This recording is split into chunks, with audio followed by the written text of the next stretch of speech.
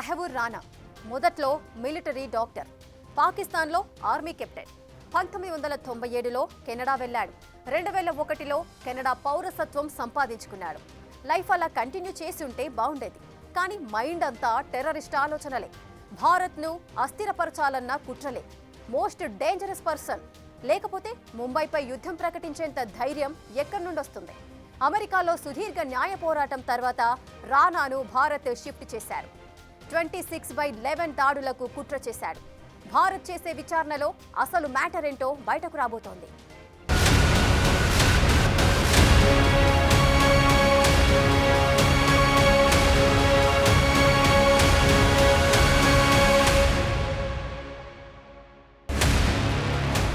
Tahawwur Rana most dangerous person. మనుషులంటే లెక్కలేదు, ప్రాణాలంటే విలువలేదు, చావంటే భయం లేదు. టెర్రరిజంలో PhD. ఎవర్ని ఎలా లేపేద్దాం, ఏ దేశంలో అలజడి సృష్టిద్దాం, ఎలా దాడి చేస్తే ఎక్కువ మంది చస్తారు, భారత్ పై ఎలా విషం కక్కుదాం, ఇవే ఆలోచనలు. అందుకే తహవూర్ రానా మోస్ట్ డేంజరస్ అని. ఇతడు పుట్టింది పాకిస్తాన్లో, పనిచేసింది పాక్ ఆర్మీలో, మిలిటరీ డాక్టర్. మంచి జీవితం, మంచి జీతం. కానీ మైండ్ నిండా కుట్రపూరిత ఆలోచనలే. పాక్ ఆర్మీకి గుడ్ బై చెప్పి అమెరికా, కెనడాలో వ్యాపారాలంటూ బయలుదేరాడు. మాంసం బిజినెస్, ట్రాన్స్పోర్ట్ వ్యాపారం చేశాడు. చంపటం ఈజీ, ప్రాణం పోయేయటమే కష్టం. ఇది మిలిటరీ డాక్టర్గా తహవూర్ రానాకు తెలుసు. అయినా సరే రూట్ మార్చేశాడు. 1997లో భార్యతో సహా కెనడాకు షిఫ్ట్ అయ్యాడు. 2001లో కెనడా సిటిజన్షిప్ సంపాదించుకున్నాడు. అలాగైనా పద్ధతిగా ఉంటే బావుండేది. కానీ మనస్సు నిండా భారత వ్యతిరేక ఆలోచనలు పెంచుకున్నాడు. ముంబై దాడులకు కుట్రలు పన్నాడు. ఎంతలా అంటే ఒక యుద్ధం చేసేంతలా.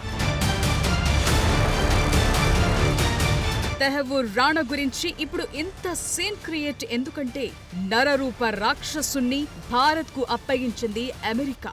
ఇండియా వెళ్లకుండా క్యాన్సర్ అని, అక్కడ చంపేస్తారని ఇలా ఏవేవో చెప్పుకొచ్చినా అమెరికా సుప్రీంకోర్టు అవన్నీ కొట్టేసింది. ఇక ట్రంప్ అమెరికా అధ్యక్షుడిగా పగ్గాలు చేపట్టాక ఒక్క సెకండ్ కూడా లేట్ చేయకుండా భారత్కు అప్పగించే ఫైల్ పై సంతకం పెట్టేశారు. అంతేకాదు మోదీ వైట్ హౌస్ వెళ్లినప్పుడు ట్రంప్ ఓ మాటన్నాడు. 26/11 ముంబై ఉగ్రదాడిలో నిందితుడైన అత్యంత ప్రమాదకరమైన వ్యక్తిని భారత్కు అప్పగిస్తున్నాం. అలాగే త్వరలో మరింత మంది క్రిమినల్స్ విషయంలోనూ అదే నిర్ణయం తీసుకుంటామన్నారు. ఇదే ముంబై దాడుల దర్యాప్తు విషయంలో భారత్కు బిగ్ బూస్టప్ ఇచ్చినట్లయింది. అన్నమాట ప్రకారమే తహవూర్ రానాను భారత్కు అప్పగించారు.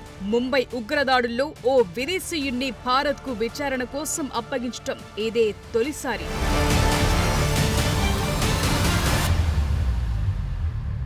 నిజానికి ఏ దేశం కూడా అంత ఈజీగా తమ దేశస్థులను, పౌరసత్వం ఉన్నవారిని, ఆశ్రయం పొందిన వారిని ఇతర దేశాలకు విచారణల కోసం అంత ఈజీగా అప్పగించవు, ఒప్పుకోవు. కానీ రాణా విషయంలో అమెరికా, అందులోనూ ట్రంప్ కఠిన నిర్ణయం తీసుకున్నారు. సో ముంబై దాడుల్లో పాత్రధారులంతా, అంటే గన్స్ పట్టుకుని వచ్చిన వారంతా చనిపోయారు. ప్రాణాలతో దొరికిన ఒకే ఒక్కడు అమీర్ అజ్మల్ కసబ్. పాకిస్తాన్ జాతీయుణ్ణి భారత్ ఉరితీసేసింది.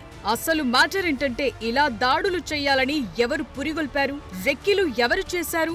ఎవరు చేయించారు? భారత్ను ఎందుకు టార్గెట్ చేశారు? దేని వెనుక లక్ష్యమేంటి? ఇవన్నీ ఇప్పుడు బయటకు రావాల్సిన నిజాలు. అందుకే తహవూర్ రానా విచారణ చాలా కీలకంగా మారబోతోంది. రానాకు డేవిడ్ కోల్మన్ హెడ్లీ అనే ఫ్రెండ్ ఉన్నాడు, ఎలియాస్ దావూద్ గిలానీ. ఇతడు పాకిస్తాన్ అమెరికన్. ఇద్దరు పాకిస్తానీయులే. ఇద్దరు లష్కరే తోయిబా తొత్తులే. 15 ఏళ్ల క్రితం ట్రావెల్ ఏజెన్సీ నిర్వహిస్తున్న సమయంలో తహవూర్ రానాకు హెడ్లీ పరిచయమయ్యాడు. ముంబైలో ఉగ్రవాదుల దాడులకు అవసరమైన బ్లూ ప్రింట్ తయారీలో రానా హస్తముంది. 2008 నవంబర్ 11 నుంచి 21 మధ్యలో స్వయంగా తహవూర్ రానా ముంబైకి వెళ్లాడు. ఎలా ప్లాన్ చేయాలి, ఎక్కడెక్కడ తిరగాలి అన్నవి క్లియర్ చేసొచ్చాడు. అంతేకాదు అతడు వెళ్లిన 5 రోజుల్లోనే అంటే నవంబర్ 26, 2008న ముంబైపై దాడి జరిగింది. 10 మంది పాకిస్తానీ టెర్రరిస్టులు అరేబియా సముద్ర మార్గం ద్వారా చిన్న బోట్లో ముంబైలో చొరబడ్డారు. Chhatrapati Shivaji railway station, Taj Mahal, Oberoi hotel సహా ఇతర రద్దీ ప్రాంతాలను టార్గెట్ చేసి దాడి చేశారు. ఈ మారణ హోమంలో మొత్తం 166 మంది చనిపోయారు. ఇందులో అమెరికా, బ్రిటిష్, ఇజ్రాయెల్ జాతీయులు ఉన్నారు. దాదాపు 60 గంటల పాటు జరిగిన ఈ టెర్రర్ అటాక్ యావత్ దేశాన్ని అలర్ట్ చేసింది. దేశంలో అలజడి సృష్టించింది. అంతేకాదు భారత్ పాక్ యుద్ధం అంచుదాకా తీసుకొచ్చింది.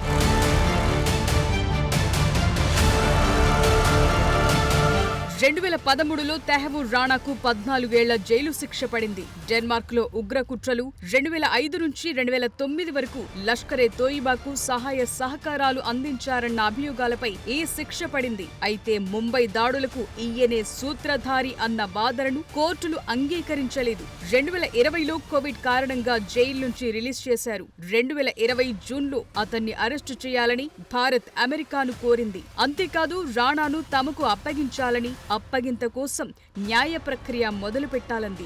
దాంతో అప్పటి నుంచి మొదలుపెట్టి కోర్టు కేసులు, తైమూర్ రాణా పిటిషన్లు అన్ని ముగిసి తాజాగా ఇప్పుడు యుఎస్ సుప్రీంకోర్టు అప్పగింతకు ఓకే చెప్పటం, ట్రంప్ సంతకం చేయటం, భారత్ తీసుకురావటంతో ఈ కుట్రల్లో అసలు భాగస్వాములెవరో తేలబోతోంది.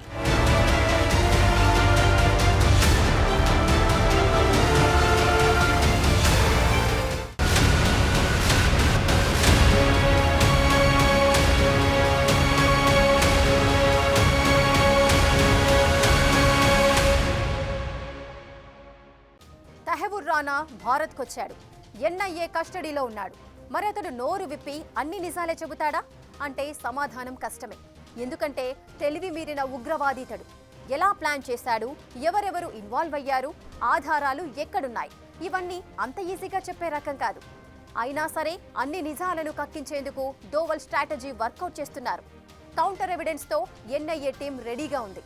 ఇంతకీ తైమూర్ రాణా కస్టడీలో ఏం జరగబోతోంది? ఆధారాలు నిరూపిస్తే ఇక్కడే ఉరిశిక్ష పడే ఛాన్స్ ఉందా?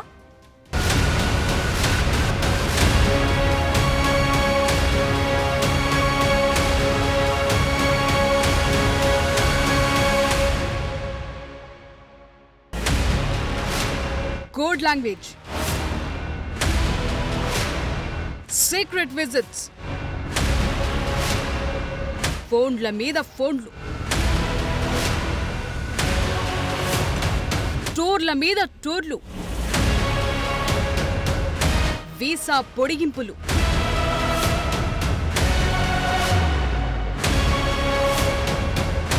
ఇవి భారత్ వచ్చినప్పుడు తైమూర్ రాణా చేసిన పనులు. డేవిడ్ కోల్మన్ హెడ్లీకి వీసా రావటం దగ్గర నుంచి అన్ని ప్రాంతాల్లో తిరిగేలా స్కెచ్ వేయటంలో కీలకంగా పనిచేశాడు. Pakistan American terrorist David Coleman Headley 2008 Mumbai ఉగ్రదాడుల మాస్టర్ మైండ్ తైమూర్ హుస్సేన్ రాణాతో టచ్ లో ఉన్నాడు. దాడులకు ముందు భారత్ కు 8 సార్లు వచ్చాడు డేవిడ్ హెడ్లీ. 231 సార్లు రాణా డేవిడ్ హెడ్లీ మధ్య ఫోన్ సంభాషణలు జరిగాయని ఎన్ఐఏ గుర్తించింది. 2006 సెప్టెంబర్ 14న రెక్కీ చేసేందుకు హెడ్లీ భారత్ తొలిసారి వచ్చినప్పుడు రాణాకు 32 సార్లకు పైగా ఫోన్ చేశాడు. హెడ్లీ తన టూర్లో 23 సార్లు, మూడో టూర్లో 40 సార్లు, 5వ పర్యటనలో 37 సార్లు, 6ఓసారి వచ్చినప్పుడు 33 సార్లు, 8వ పర్యటనలో 66 సార్లు రాణాకు ఫోన్ చేశాడు. హెడ్లీకి వీసా పొందడం నుండి అతడు తరచుగా భారత్ వెళ్లినప్పుడు గుర్తించకుండా ఉండేలా సహాయం చేయటం, వీసా అప్రూవల్స్, బస చేయటం ఇవన్నీ రాణా చూసుకున్నాడు. అంతేకాదు ఎక్కడెక్కడ దాడులు చేయాలో గుర్తించడంలో హెడ్లీకి రాణా సహాయం చేసిన విషయాలను ఎన్ఐఏ ఇప్పటికే ఎవిడెన్సులు సేకరించింది. చెప్పాలంటే హెడ్లీకి రెక్కీ నిర్వహించేందుకు, అలాగే ఉగ్రవాదులకు ఆర్థిక సహాయాలు సహా అన్ని రకాల సహాయాలు అందించడంలో తైమూర్ రాణా చాలా కీలకంగా పనిచేశాడని ఎన్ఐఏ అభియోగం. 2005 తర్వాత భారత్లో దాడులకు లష్కర్-ఎ-తోయిబా చాలా ప్లాన్స్ చేసింది. లష్కర్-ఎ-తోయిబా వ్యవస్థాపకుడు హఫీజ్ సయీద్ డేవిడ్ హెడ్లీని ఇండియాకు పంపి అటాక్స్ ఎక్కడ చేయాలో రెక్కి నిర్వహించాలని ఆదేశించాడు. డేవిడ్ హెడ్లీ అయితే ఇక్కడి నిఘా వర్గాలకు పెద్దగా అనుమానం రాదు అని ఎంపిక చేశారు. ఆయన పాకిస్తానీ అమెరికన్ జాతీయుడు కావటంతో రెక్కీకి ప్లస్ పాయింట్ గా మార్చుకున్నాడు. 2006 జూన్లో డేవిడ్ హెడ్లీ చికాగోకు వెళ్లి తెహవూర్ రాణాతో మొత్తం కుట్ర గురించి చర్చించాడు. డేవిడ్ హెడ్లీ ఇమిగ్రేషన్ సంస్థ ఫస్ట్ వరల్డ్ ఇంటర్నేషనల్ ను ముసుగుగా వాడుకున్నారు. భారత్ లో చాలా సార్లు పర్యటించేలా బిజినెస్ వీసాకు అప్లై చేశారు. ఆ క్రమంలో సెప్టెంబర్ 14, 2006న డేవిడ్ హెడ్లీ ముంబైలో అడుగుపెట్టాడు. అప్పుడే హెడ్లీ రాణా ఇక్కడ కలుసుకున్నారు. 2007 జూన్లో తెహవూర్ రాణా సహాయంతో డేవిడ్ హెడ్లీ భారత్లో తన వీసా పొడిగింపు కోసం అప్లై చేసుకున్నాడు. అటు తెహవూర్ రాణా 2008 నవంబర్ 13 నుంచి 21 మధ్య భారత్లోనే తిరిగాడు. తన భార్యతో కలిసి భారత్లోని ఢిల్లీ, ఆగ్రా, తాజ్మహల్, కొచ్చి, అహ్మదాబాద్, ముంబైకి వెళ్లాడు. సో హెడ్లీ రాణా మధ్య మొత్తం సంభాషణలు, ఈమెయిల్స్ అన్ని కోడ్ లాంగ్వేజ్ లో నడిచాయి.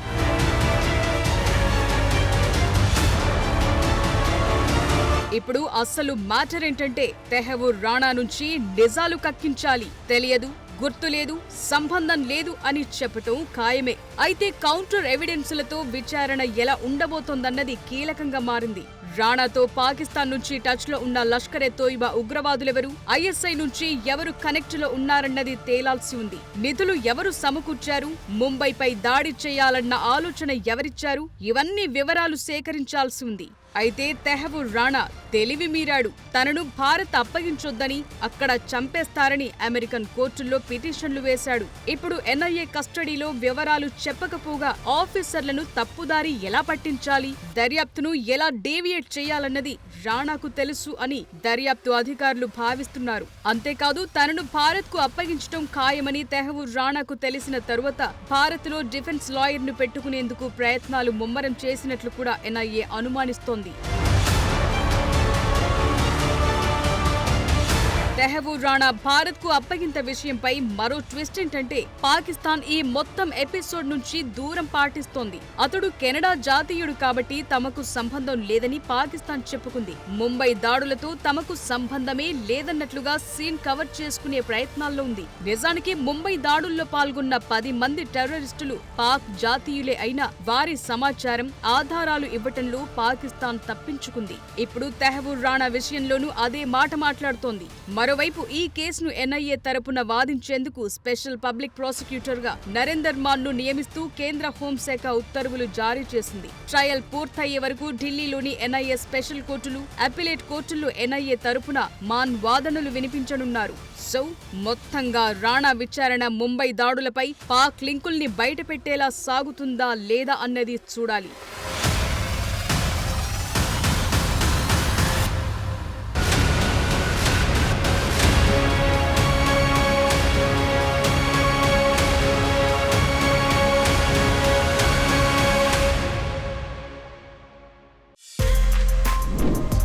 For more videos like this, subscribe Big TV channel.